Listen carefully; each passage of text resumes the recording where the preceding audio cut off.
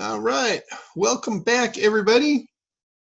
We are at March 21st here. So, quarter way through the year. Pretty moving very fast. All right. If anybody's got any questions, anything you want to share, anything like that, go ahead and unmute. Hey, John. Yeah, Anthony. Yeah, I had a question. Maybe we could go through this. It's a Google search listing, and I wanted to ask you a couple of questions about what you think is going on. Okay.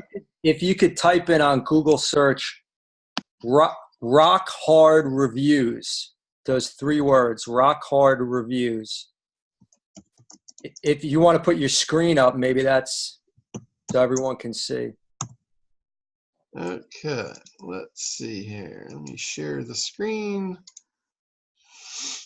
Okay, we got rock hard, 3 words, right? Right.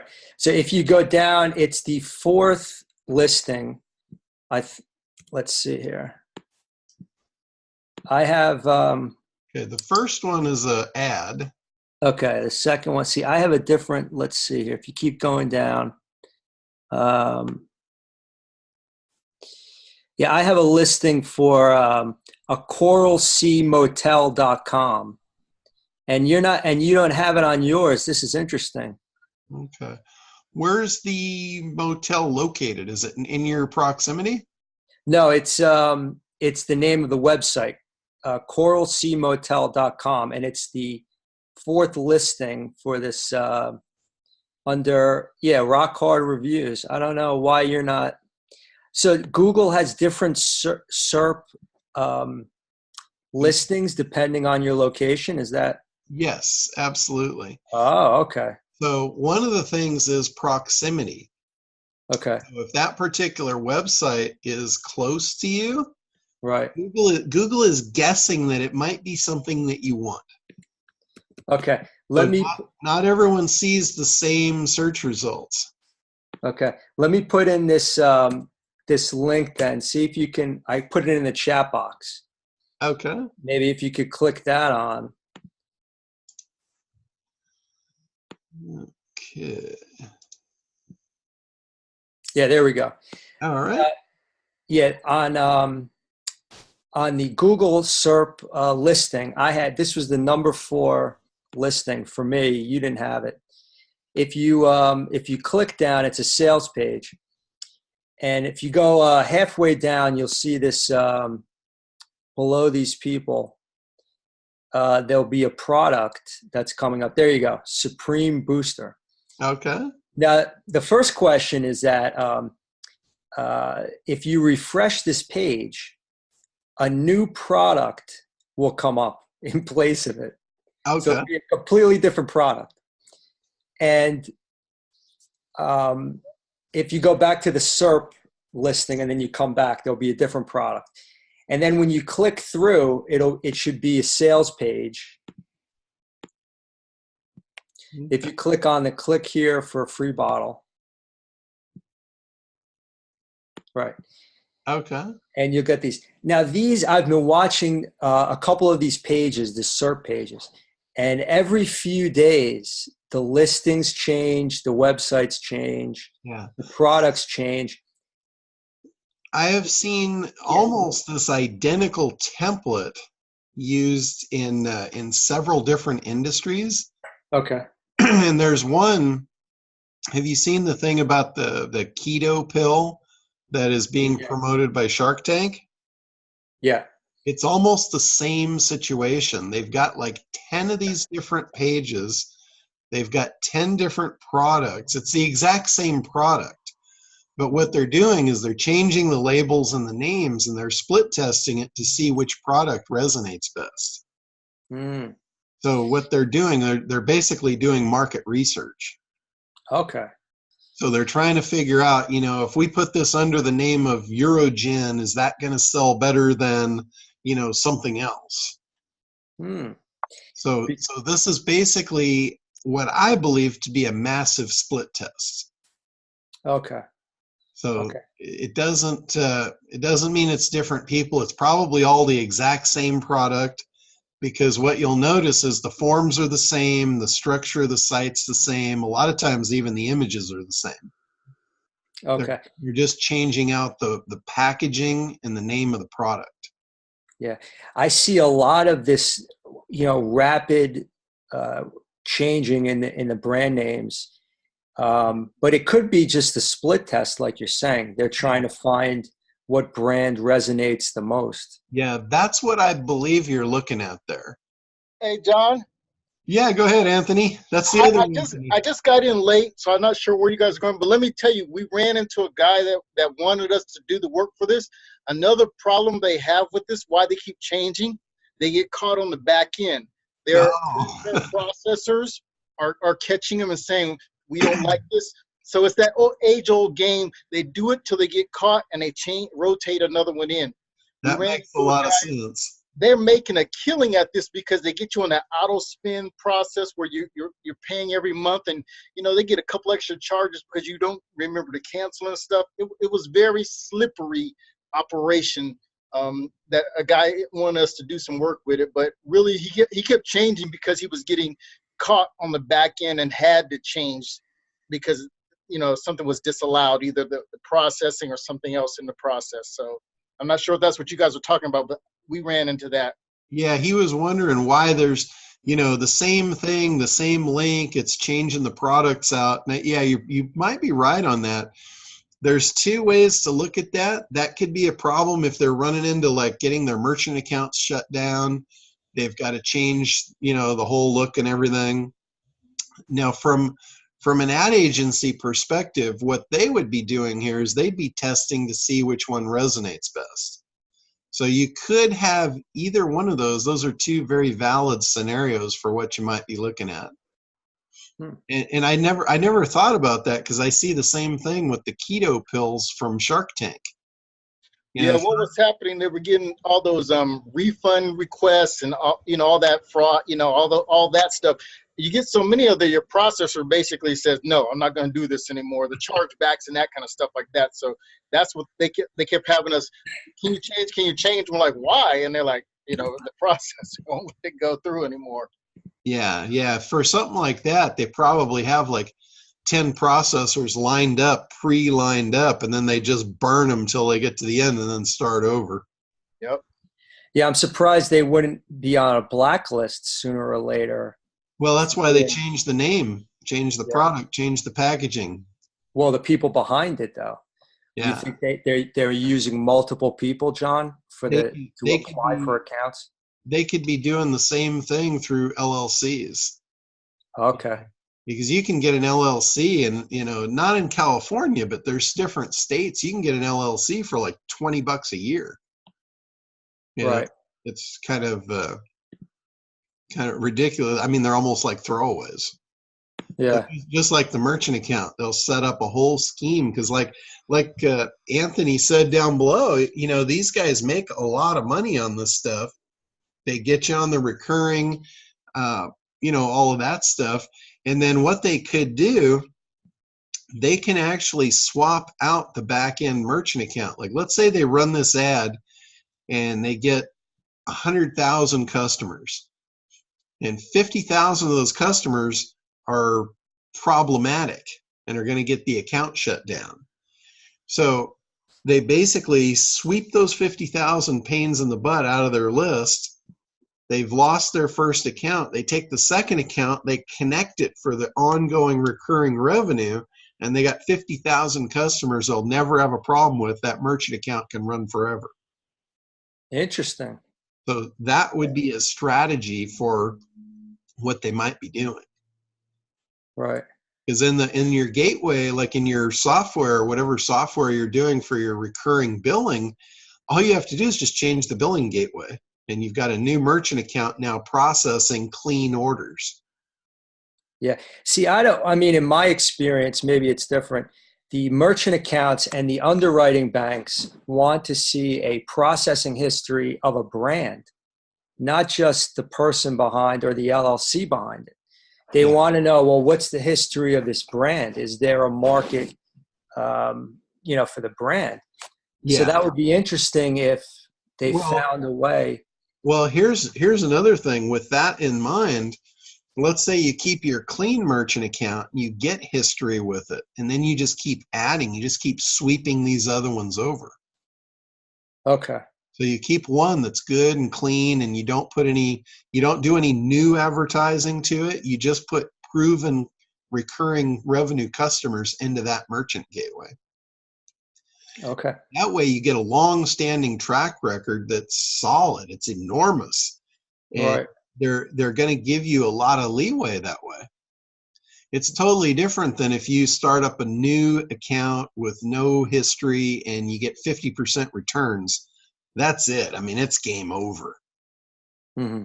You know, but if you start sliding those good accounts over into one clean merchant back end, then you could probably grow that really strong pretty quickly. Mm-hmm. That could be an interesting, kind of workaround for this. Yeah.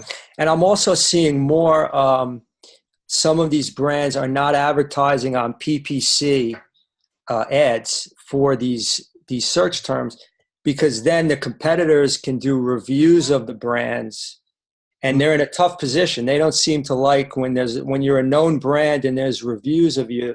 But when you do this stuff, you're sort of on the sly. They appear and then they disappear, and there's no reviews of them. So you don't know, like this Power Force Mail or whatever this is. There's no reviews of it, so no one knows. Yeah. There's another thing too I was going to share with you guys is at TNC, I met a merchant provider that claims they can do high risk stuff like this. And those are hard to come by these days. So, in fact, I got one of their shirts here.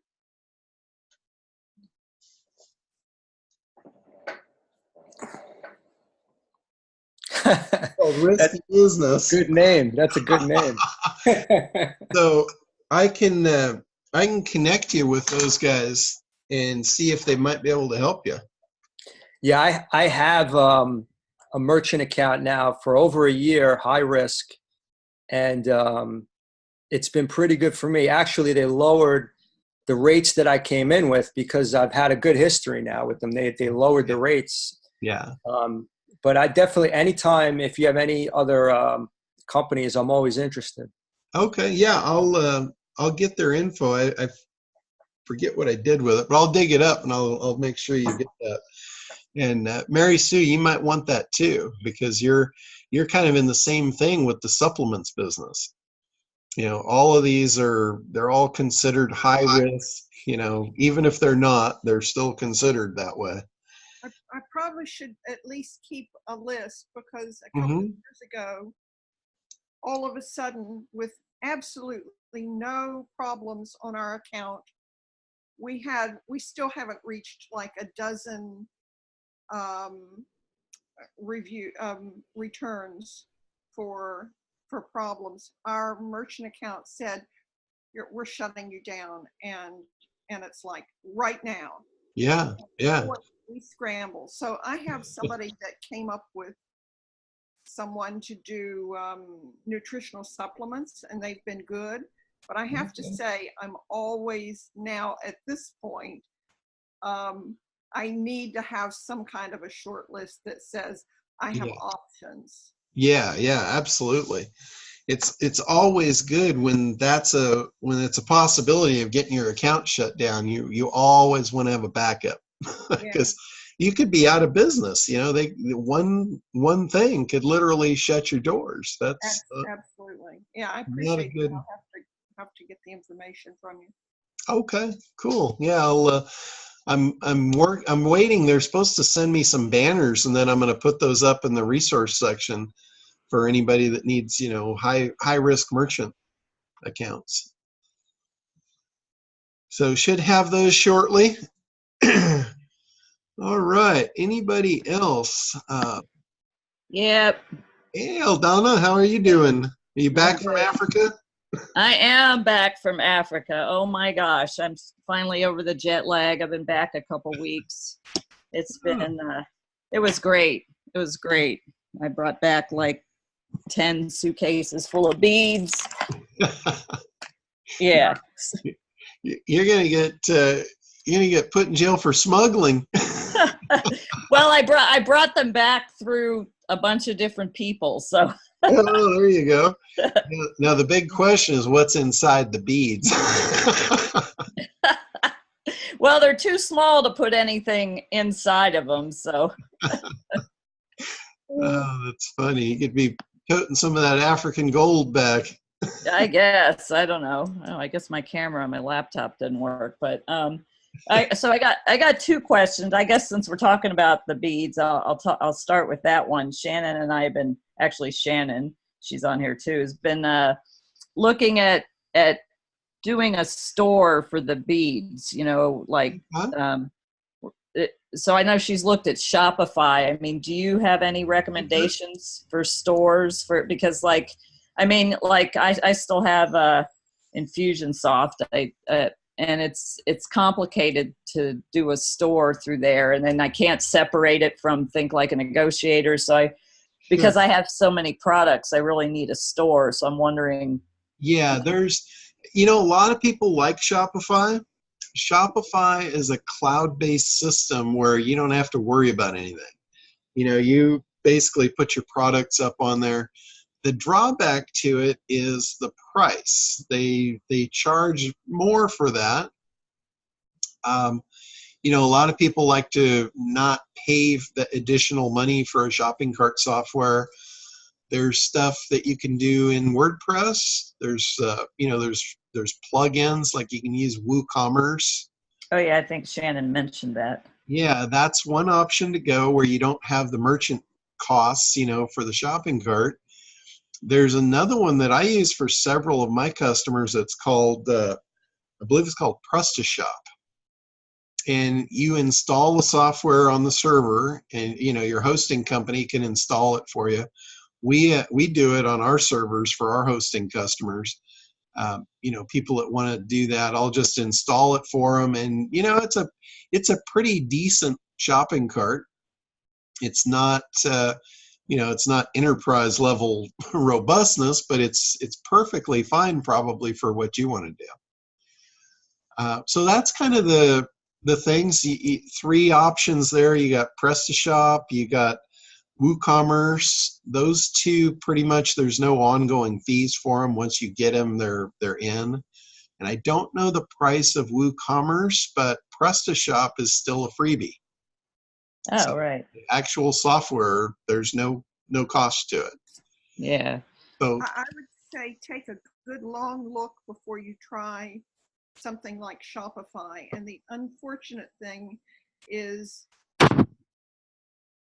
everybody is now hopping on that same kind of a platform where what they want to do is they want a percentage of your merchant accounts. They want to supply your merchant account. They want to charge you for it. And they have got a series of fees so that you end up with the smallest, even the smallest carts, you can end up paying thousands of dollars a month. I was absolutely shocked to find out. I just kind of accidentally stumbled in it because I use Volusion, and they decided to switch over, and they were going to do the same thing, and it was, I would say, if I hadn't already been in that system, not quite sure what I would have done. I had a cart done that was WooCommerce, and wasn't done properly, so we never ended up doing it. But make sure that you know what your fees are going in, because it can be really bad. Because what they've done, all of them, it seems like, is they've taken a look and they said, oh my goodness, look at all these people making all this money. We want our cut of the pie. And now their cut is absolutely huge. yeah, Awesome. Thanks for that. I used to use Miva Merchant, and I was actually one of their first resellers. And I absolutely love Miva Merchant, but they switched to that same thing. and they come through and they audit you every year as to how much your gross annual income is, and they price your fee based on that. It's crazy. They don't Oh, even wow. have to audit you, John. They knew how much they have access to my information on Yeah. my back office, and boy, was that a shock. I Yeah. mean, all these things that never would have occurred to me, Yeah. but that was part of their marketing. They just sent me a letter and said, we know how much you make, and it's this much, and therefore this is what we're going to charge you. It's like, Yeah. I don't think so. Yeah, that the whole shopping cart business has really become cutthroat like that. Yeah. Okay. Well, I think, like Shannon had found WooCommerce, and we'll look at the PrestaShop too. Because I mean, I don't think I'm going to do a lot of online business, but there are people who want to do online, and then as I get more media attention, I'm sure it's going to drive people. And it's hard to, I mean, like I have one bead that has 10 different colors, so it's like, Hey, yeah. So let me weigh in real quick on WooCommerce, because I'm using that on about 4 or 5 client sites. So I can kind of tell you guys, WooCommerce, the beauty of it is that it's modular, it's WordPress, and so it's modules. So you can get to what you want specifically, because someone will write a module that does some. So the base WooCommerce platform is free. It connects with PayPal, Stripe, and a few others. All that's free. Some of the more advanced stuff you might want to get into, you're going to end up buying a plugin, and those run anywhere from about $70 to $100 a year for that plugin. The only negative part of it to me, the biggest negative, is the maintenance. The site maintenance is on you. It's WordPress. So the plugin needs updating, all that kind of stuff like that.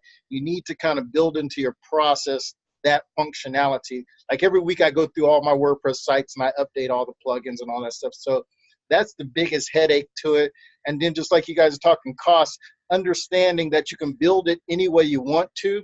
There's a lot of free components to get you started and get you good progress. But my wife likes to do fancy stuff and all kinds of crazy stuff. And so I end up buying plugins to accommodate her. So it lets you grow to what you want to, but it will add up if you really want to get all nice and fancy and do some other stuff that I wouldn't do. yeah, I have a web person that does that for me, so it's not my wheelhouse. Yeah. But awesome. Okay, so I have a second question on jumping over to Think Like a Negotiator. So Shannon and I have been talking, and I was thinking of doing a 1-day event instead of a 3-day. I've got like a 1-day training that I can do, Okay. and I'm wondering if I should call it, because you had suggested never pay retail again, if that's what I should call it, and how long out do I need to? And I'm thinking maybe $197 with a VIP and then upsell to a coaching program, mastermind type of thing. Mm-hmm. Here's what I would do. I've got a lot of you guys that are doing the same thing with live events, and it's kind of like the way you're doing live events is backwards. And what I mean by that is I'm seeing a lot of people, they'll pick a date for a live event and then they'll try and fill it up. And that's kind of backwards from most industries that are successful with live events. What they do is they build a tribe first, and then they offer the live event to the tribe. So I think what you would probably be much more successful at is creating the product that is going to be the live event and sell that on the front end so you get enough people that have the product, and then you do the live event as a live implementation event for the product owners. That's the way I've always done it. That's why I've never had a problem filling any of my rooms when I do my events. I'm not going out trying to fill them. I know they're already full before I even book them. So you might want to think about that, because you would make more money too. And then the live event really is your place where you can pitch the upper end products. So you don't have to charge a lot for the live event. In fact, if you just cover your bases, you've already made money on the front end selling the products. And then they're coming to the live event for an implementation day, which is going to be really a feel-good day. You're going to make them feel really good about what they already purchased. That's the perfect time to upsell them into the next thing, the higher ticket item. So I think that is strategically, that is the way I would recommend putting a live event together. Well, what kind of a product? Well, whatever it is that you're teaching them in the live event, that's your product. So you just have to make a digital product of that. And then you'll sell a lot more of those, and then you'll get the people that you would get to the event anyway, but they've already purchased the product. You've already created a resonance with them. They'll already like you. So when you do the live event, they'll come like it's a no-brainer.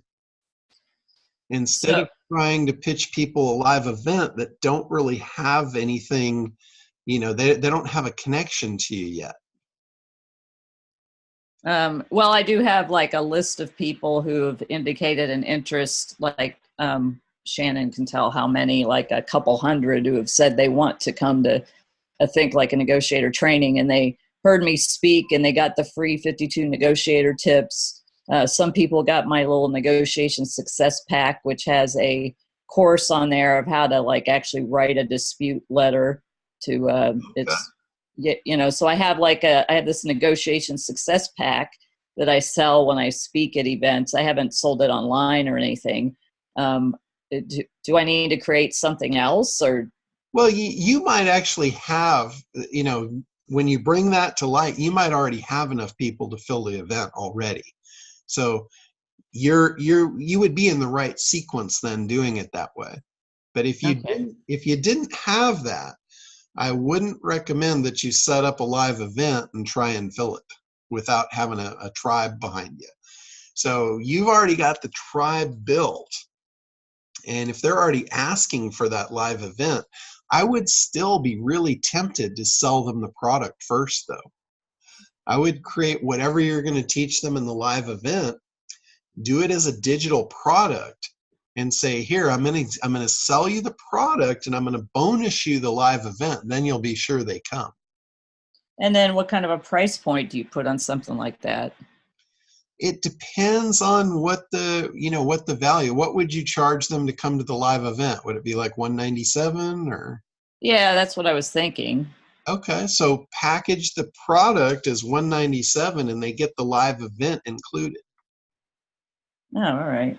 I have, so in my negotiation success pack, I have that. It's like a course. It's like a video course that takes a landlord tenant letter, and I talk about this in Think Like a Negotiator, and it goes step by step how to actually, what you dispute and how you dispute it.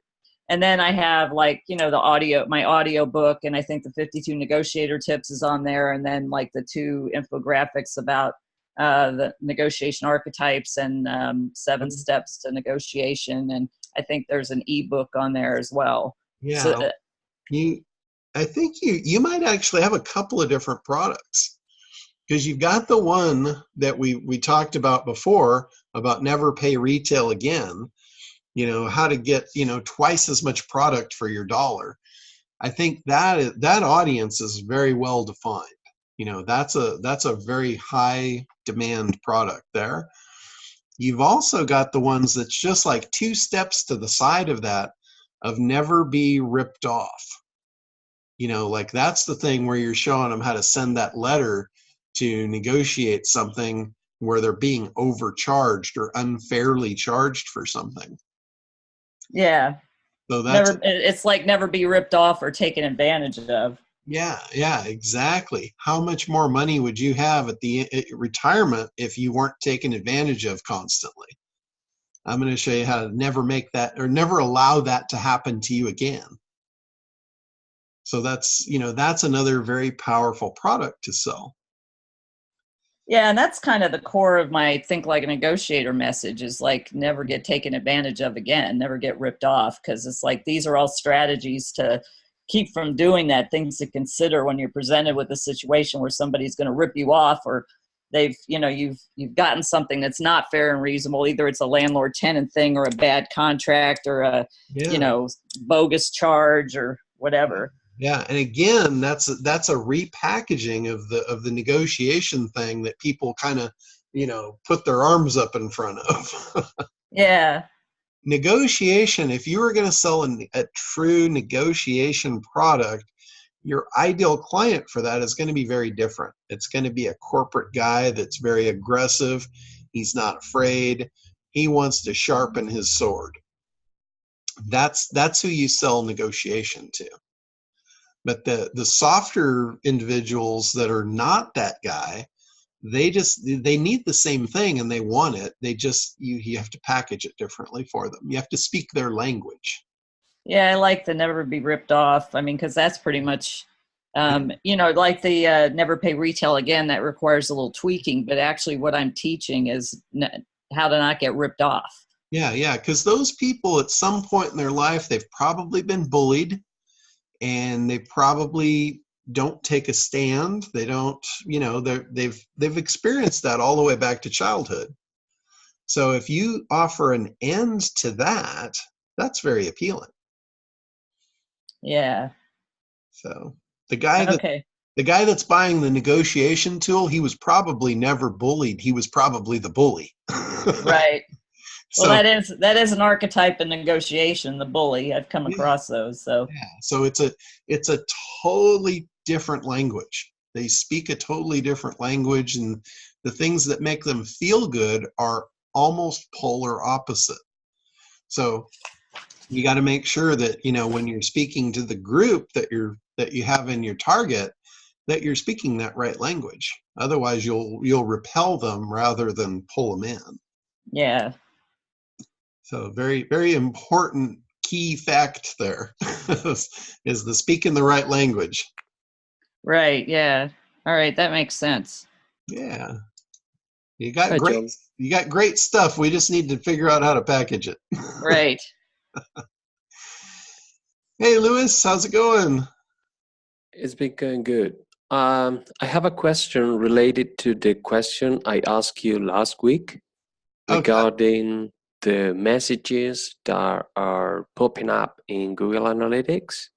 Okay. Because I've been watching all the messages in all the different accounts, and the point is that not only report messages about organic traffic, but also other campaigns from a different traffic sources.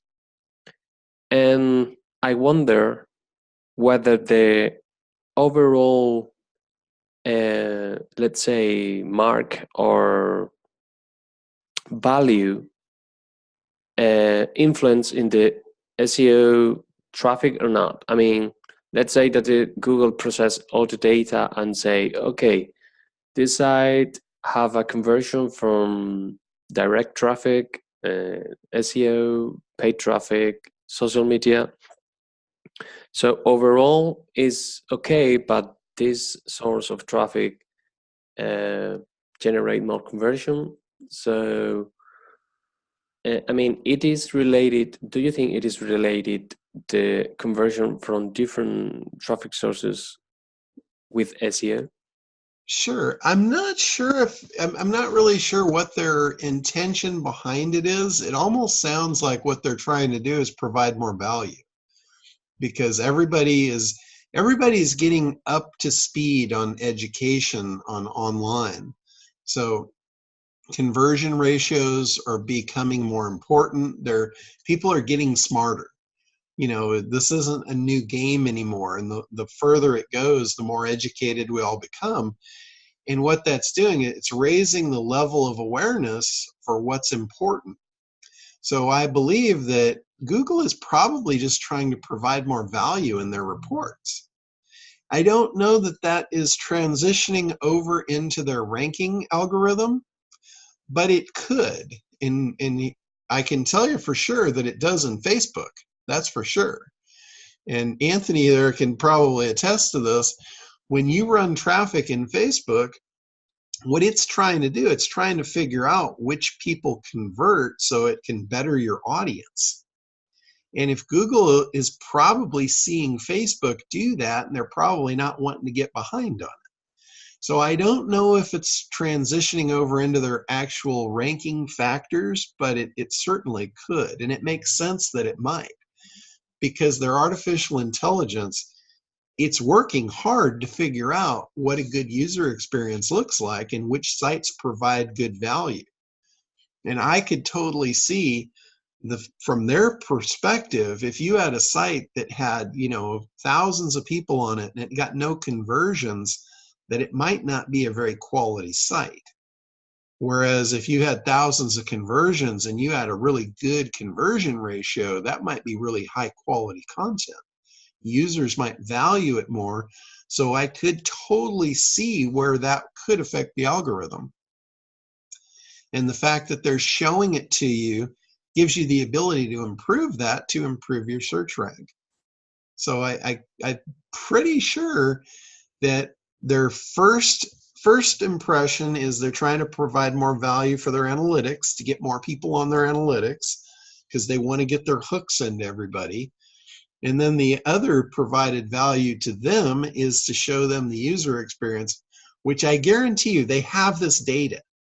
It's not a matter of, because they're showing it to you now, it's all of a sudden a problem. They've had this data for a very long time. They started collecting this in 2006. So any transaction that has gone on your site, and when I say transaction, I'm talking about a view, a click, anything. They know it. They have the data collectively since 2006. So they know a tremendous amount. They've got an enormous data bank of information about every site that's on the web and what has transpired on it, every one of those sites. Is it a good user experience? Is it worth us sending our traffic to because of that? That's probably at least a third of their algorithm now is based on that AI. Now you've got three things. It used to just be on page and off page. So you had link building for your off page, you had reviews, you had, all of the stuff that sends the signals that this is a quality site that's popular. And then you had the on page content that said, this is good content because it's relevant. Then they brought in the UI. So it used to just be two pieces. Now they've got the third piece of the pie, which is the user experience. And for lack of a better word, I've called this, ever since it started, I've called this their bullshit meter. Because you can fake the other two very easily. You can fake the incoming links. We know that from SEO. We've been doing it for a very long time. You can fake the code. We've been doing that since day one. And you can easily get away with both of them. So for Google to figure out, for some of you that are old enough, you'll remember this phrase, is it live or is it Memorex? That's their problem. They have to figure out what's real. So they brought user experience into it, and it's the bullshit meter. If you set the bullshit meter off, then you're going down. So when they see, perfect content, perfect code, tons of links coming in, but nobody clicking the links. And when people do hit the site, they hit the back button. The bullshit meter just went through the roof. So do you think they're going to put your site at the top if that's the case? No. You basically, that's their new way of flagging you and blacklisting you or banning you or penalizing you, whatever you want to call it. So it's a 3-piece pie now. It's no longer a 2-piece pie. And, with our new program, the Site Pop program, it provides that third chunk, that chunk that says, hey, this site's popular because people are searching for the brand. They know it. They're clicking through. They're giving it a good user experience. We've opened that up now. It's available for, to the people in our group and to people in other select groups. A lot of people have jumped on it, and some of the people have gotten really good results really fast. And the people that got the really good, really fast results, they're the ones that had the two pieces to the pie previously in order. Now they added the third chunk, and it was like, boom. It's like you've got a fire started and you're throwing gasoline on it. So it lights up really quickly when you have that case. Now, I've had some people that have complained, this thing doesn't work. It's not doing anything for me. And when I go and I look, they've got zero content. They've got an empty site. There's no reason anyone should go there and trust it. And they don't have any link building. They got nothing going on. And I'm like, this thing is not a magic bullet. It's a solution to a problem, but it's not a magic bullet. It's not going to, part the seas and, and all of that. So anyway, you've got to pay attention to your user, which comes back to ACT. If you're doing ACT, you're segmenting your audiences, you're figuring out what's important to them, and you're speaking their language. And when you do that, you provide value to that person. They don't hit the back button. They dig deeper in the site. They got what they came for. That sends Google that signal that, hey, this site has good content. So you've achieved the first piece of the puzzle, which is the on-site. The off-site, it could be your advertising, anything that's bringing traffic to you from the outside world is that or that off-site piece. And then you've got the brand recognition, the actual users running searches for you and coming through and all of that. So that's kind of the three pieces to the organic traffic pie at this point. And if you're missing any one of them and your competitors are not, they're going to beat you. And so if you covered all three of those bases, then you can play the game. And most sites that are ranking now, you'll see that they are big brands. They're highly recognized. Like even in local business, most local businesses don't rank even for their name, which is crazy. You should rank at the top position for your name, but most are not. And ask yourself, who's ranking number one? It's Yelp. Yelp has massive authority because of all the brand recognition. Like how many people do you think search, Yelp pizza, their city? They want to see what people are saying about the pizza in their city or the places. They want to look for reviews. They want to see what's good. So because of that, Yelp has this huge factor that makes them better in Google's eyes for your name. So that's the hurdle you've got to overcome. That's why we created SitePop, to basically level the playing field and give the power back to the little website owner, because you guys deserve the top spot for your name. Yelp should not be there when somebody looks for you in your city. They just shouldn't. That's wrong. So, all right, who's up next?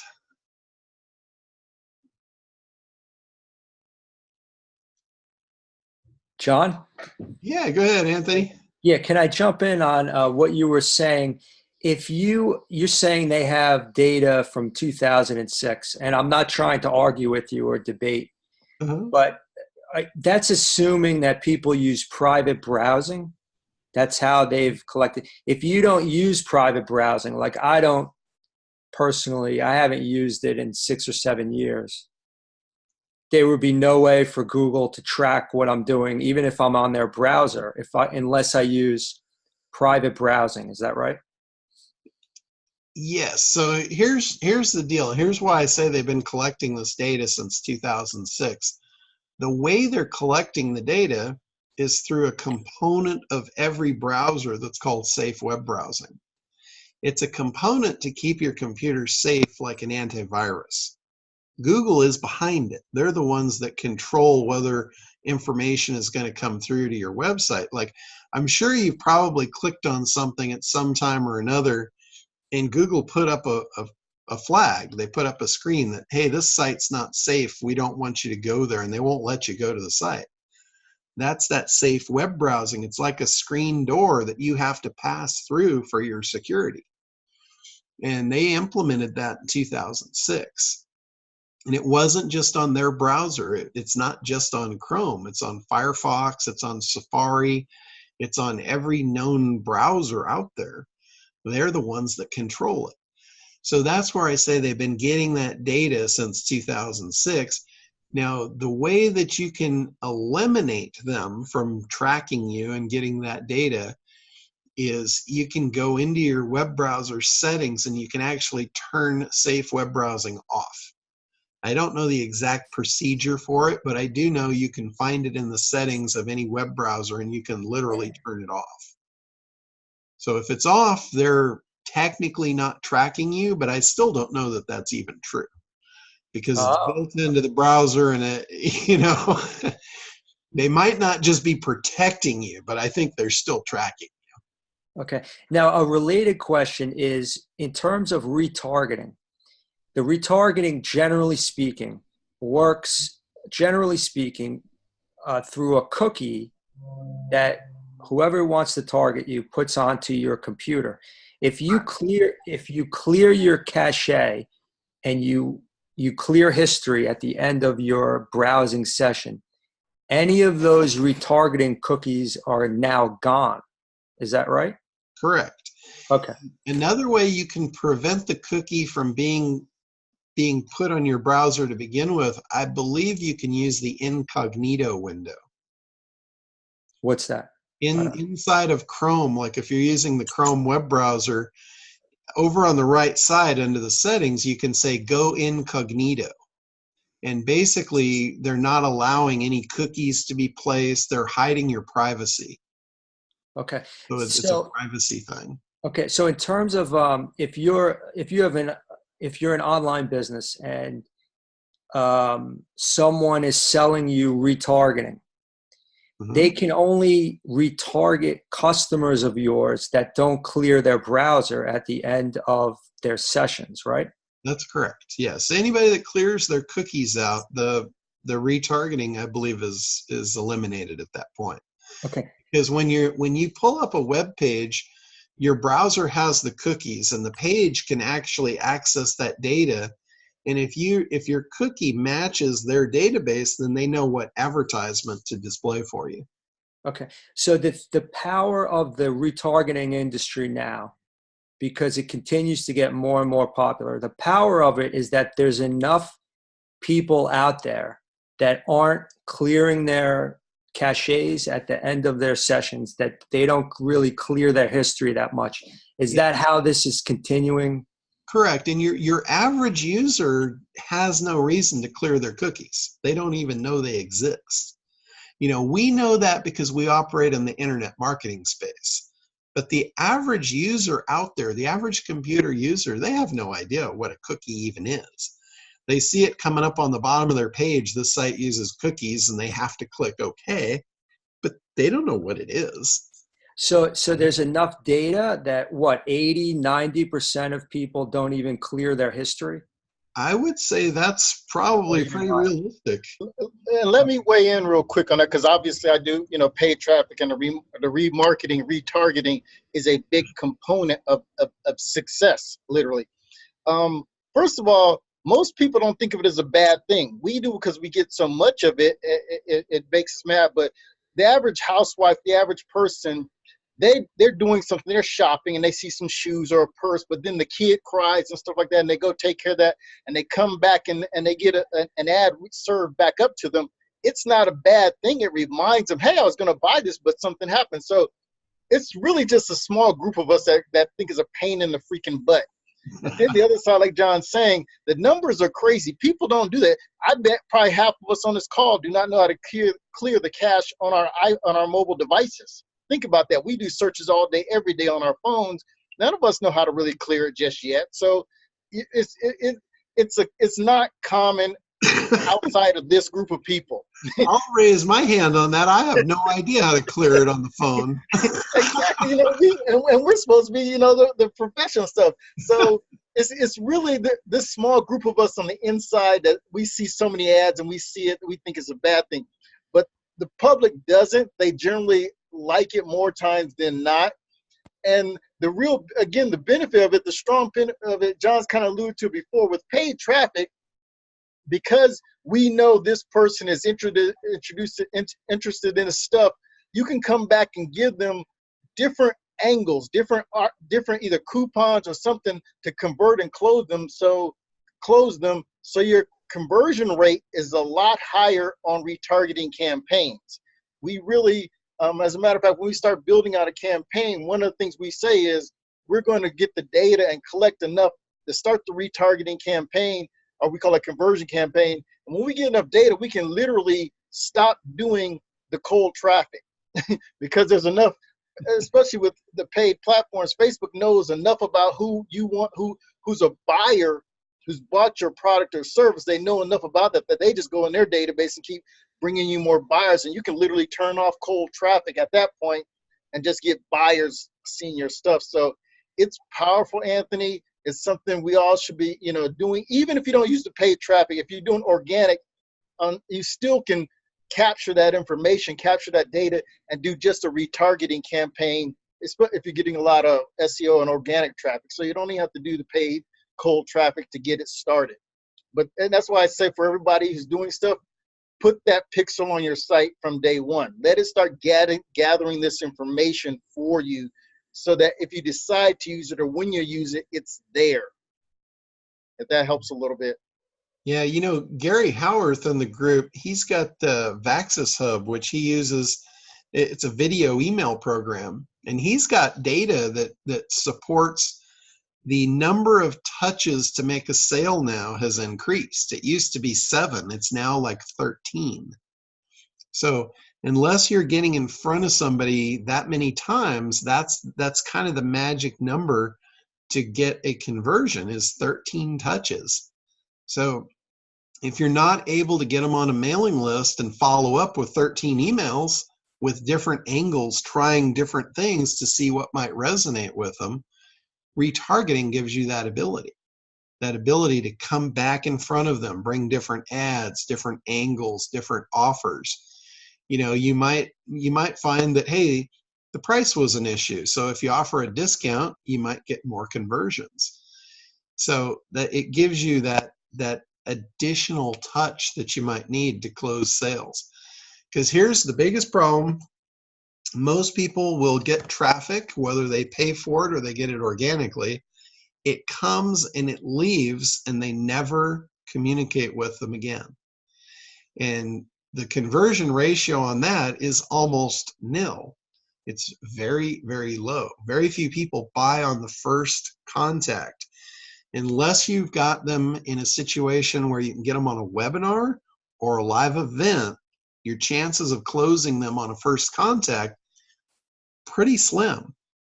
People that do the whole buy or die scenario on their websites, they'll just put the product for sale, here it is, take it or leave it. They don't do very well. What you need to do is you need to get them into your sequence. You need to get them into a marketing campaign. The marketing campaign will do the heavy lifting for you, because for somebody to make a purchase, they have to make a decision.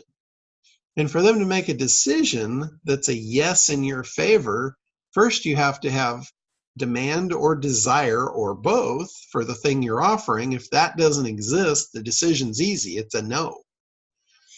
You have to eliminate any objections that might come up before the offer, or again, the offer or the answer is no. So for you to have a buy or die scenario and be able to accomplish all that from a static page, not very likely. If you get them on a webinar and you've got 30 minutes or an hour to create demand and desire for the product and address their objections and then make an offer, your conversions go astronomically higher. Now think about your buy or die page. If you don't have a webinar and you don't have, the ability to get in front of them, if you got them to opt in, if you offered something of very high value, like a blueprint or, something that they would be very interested in, something that if you offer it to them for free and they don't take it, they're going to be kicking themselves later this afternoon. That kind of thing. We call that a lead magnet. Once you give them the lead magnet, they've opted in, they've given you the name and email address to receive this lead magnet. Now you have them on your list. Now you can follow up with them. You can create the marketing campaign that you would have delivered through the webinar, and you can deliver it through a sequence of emails. 7 to 13 emails to follow up with them. And every email basically should address one of their needs, eliminate an objection, and make a new offer. You can make the twist, the different angles. What might be important to them one day might not be the next. So you've got to keep trying. It gives you an unlimited amount of tries. If you only have one shot at a sale and you don't make it, that's the end of your game. If they're on your mailing list, you have an unlimited amount of tries to make that sale. I mean, you can keep on making the offer until they unsubscribe.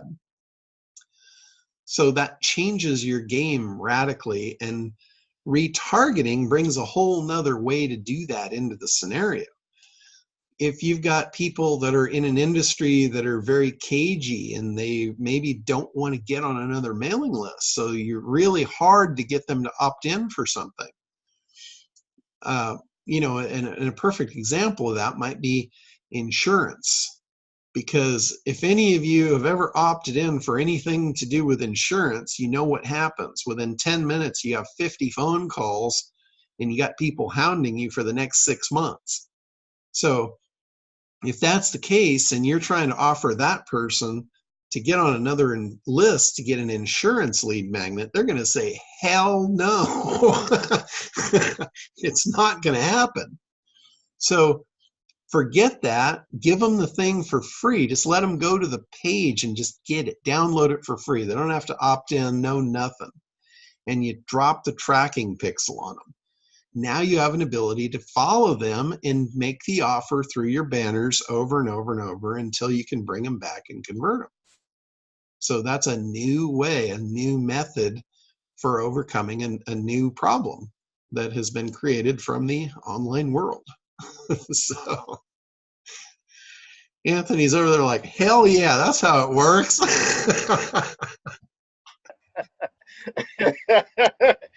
Guys, it's very powerful and it's very magical. Like I say, we think of it negatively because it's a pain in our butt, but folks, I talk to them all the time and they're like, yeah, it reminded me I was thinking about buying this or getting this type of scenario. So it's very huge and very important. And when you do the cost analysis point, at some point, it really returns a nice profit because you're really just showing your ads to people that have an interest. That's the highest interest. They've looked at it before. It's just you're really trying to just identify what is the one thing to push you off that edge of the fence here. What is the piece, like John said? Maybe it's price. Maybe it's availability. Maybe it's a timing function. Any of these things, and you can come back and address them all in these different little ads that you put together for people and bring them back. And again, you don't have to collect all their information, data, and stuff like that. It will do it itself. And I can guarantee you guys that inside we hear about how these different browsers and stuff are blocking cookies and stuff like that. Facebook guys keep talking to me and tell me they keep coming up. Every time something blocks it, they've come up with something to kind of get around it. So it's not going anywhere either very fast. Cookies and this ability to track is going to be around for quite some time. Another thing too with your banner ads, when you're doing a retargeting program and you're following them with banner ads, you can actually change the message of the banner ad to add scarcity to the offer. You can say, this offer ends at midnight on Sunday. We've only got so many slots left. You can come up with another banner. Hey, this is the last chance. There's 2 slots left. If you don't get one of these, you're out of luck. That can actually spark someone to take action. That's why in webinars, they always offer some sort of scarcity. They'll say there's only so many of these available. And if you miss it, then, the price is XYZ, or we're not doing this. We're only doing this one time. That's exclusive. That's an exclusivity offer. So all kinds of stuff that you can do. Marketing is a lot of fun. When you get down to it, you just have a massive toolbox and you can pull all these different tools and play. It's a fun playground.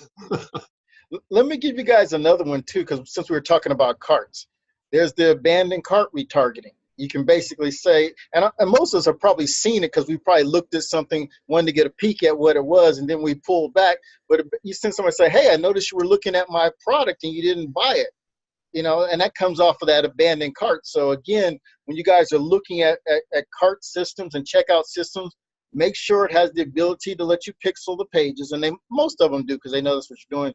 And then you'll want to, as John said, this is just another avenue. This is a way to go after somebody who, again, something happened to them and they didn't complete the purchase. You can now come back to and remind them, you wanted this, didn't you? Are you, here it is one more time. I'm gonna give you another shot at it because I know you want it because you had it in your cart. So yeah, they took the initiative to go to the cart. That's, they were 99% of the way there. But what happened was an objection came up. And, we don't know what the objection was. Maybe they didn't realize there was a shipping cost. So now all of a sudden, well, I don't want to pay shipping. So it gives you the ability to follow up and say, hey, I noticed that you abandoned the cart, you jumped out, you didn't fill out your order, or you didn't complete your order. I'm just curious if it was because of the shipping. Here's a coupon to eliminate the shipping, and then give them a link back. Or maybe they just had a question. And say, hey, I'm doing a live Q&A on Friday, and I'm answering any questions that you might have. I would love to have you on there. Even if you don't want the product, I still want your feedback. I want to know, why you didn't like it, or, why you didn't purchase, or something like that. If you can get that feedback is an incredible value, because when you receive the feedback, you'll actually know what their objections were, and you can base that right to their beliefs. What was the belief that created that objection? And then you can eliminate those beliefs. I was going to say, going back to the acting too, when you get that information, now you go back to your landing page and your other parts of the funnel, and you like John says, you eliminate the belief early on because that's an issue that came at the cart level. So now let me go back to the front side of the funnel, address it, give the good answer. That way they're going to go through and flow through the cart a lot smoother too. So it's, again, part of that data gathering process that we think these Facebook and those platforms are doing. We also are gathering data, and we can use that to our advantage on creating our content. Yeah. It's not just about creating the marketing campaign. It's about monitoring it. It's about learning from it. You're learning about your ideal customers. The more you know about them, the more successful you are going to be. When you can figure out right live from them what their objections are, what their beliefs are, imagine how much more powerful you become as a marketer because of that. Because like Anthony said, now you can build that right into your funnel. I've said this for a very long time. The only thing that stands between you and a sale is an objection. So if you can eliminate those objections, think how many more sales you would get. It's pretty cool stuff. So let's see. Oh, one more thing. I want to point one more thing out about retargeting that most people fail at. They think retargeting is a one-shot deal. They make one banner and they do the one banners all across the whole board. Doesn't matter how you got there, what page you landed on, you're just going to see their generic banner. That doesn't work very well. And that doesn't work very well for the same reason that ACT teaches you how to market. You've got to be specific. You've got to target. You've got to use the messaging that's going to resonate, and you got to speak their language. So if somebody lands on a particular page in your site, you might want to retarget them and follow them with a different ad. Let me actually add another strategy we use with that. And I tell you this so you can get the pieces together. We do a retargeting campaign, and the ad we're sending back is customer testimonials. Because what we're trying to get is that might have been that piece that you were on the fence on. I'm not sure if this is going to work for me. So now I'm going to send you 2 or 3 people that have said it's worked for them. And I do that we do that like on a $5 a day type of minimum campaign. So it's not a big thing, but it's just 1 or 2 people. If that social proof is enough to push you over the edge, let's put it in there and let's do it. So I tell you guys, get some of these referrals and get some of these reviews and testimonials up front. If you can get them on video, You can use them in a retargeting campaign to people that have hit your pages, hit your cart, stuff like that. And again, 1 or 2 more sales from that makes it worthwhile, 100%. All right. Well, cool. All right, guys, we're pretty much at the end. If anybody's got any last minute things, go ahead and throw them out here. Otherwise, I wanted to make an announcement. We're doing a webinar tomorrow at noon Pacific time, and it's going to be a best practices for SitePop. So if any of you guys are using SitePop, it might be worth your time to hop on there. Even if you're not, you'll get a better idea of what it is and what it can do for you. So again, this room, same address, same login, and it's going to be tomorrow at noon Pacific time. All right, that's it. That's all I got for you today. Hopefully we'll see some of you guys on there tomorrow, and if not, we'll see you next week. Oh, and another thing, next week, next Thursday, I have a funeral to attend. Not my own, but I'm going to need to adjust the time, so I may move the call up to Wednesday next week, just to give you guys kind of a heads up. All right, we will talk to you guys soon.